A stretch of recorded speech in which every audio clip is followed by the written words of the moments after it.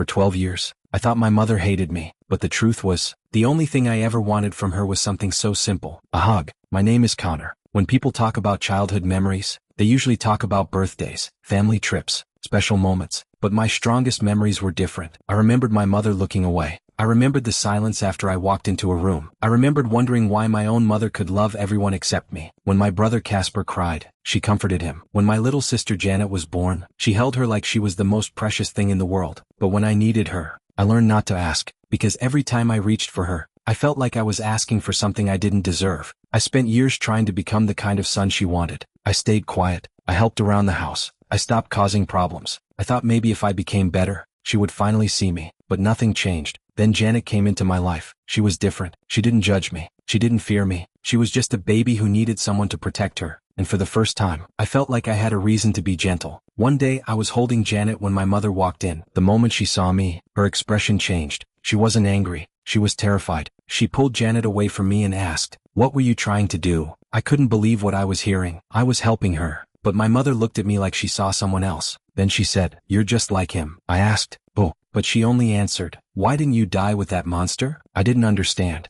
I wasn't trying to hurt anyone. I just wanted my mother to believe I was good. I wanted her to look at me the way she looked at Casper, the way she looked at Janet, like I mattered. On her birthday, I decided to try one more time. I saved money. I bought her a cake. It wasn't expensive. It wasn't perfect, but I carried it home carefully, because inside that cake was something I had never been brave enough to say. "Mom, please love me." When I walked through the door, she looked at the cake. Then she looked at me, and I knew nothing had changed. She still saw the past, not me. That night, I made a decision. I would leave. Maybe my family would finally be happy. Maybe the house would finally feel peaceful. Maybe everyone could breathe without me there. But before I could disappear, someone found me and brought me home. For one moment, I hoped. I thought maybe my mother had been worried. Maybe she had missed me. Maybe she finally realized I was her son. Then she looked at me and said, "Why didn't you just die out there?" That was the moment something inside me broke, because I finally understood. I wasn't asking for too much. I wasn't asking for money. I wasn't asking for a perfect family. I only wanted my mother to see me. But years later, I discovered something I never expected. My mother wasn't trying to erase me because she didn't care. She was trying to erase the memory of the night that changed her life forever. And that secret was the reason she could never love me the way I needed.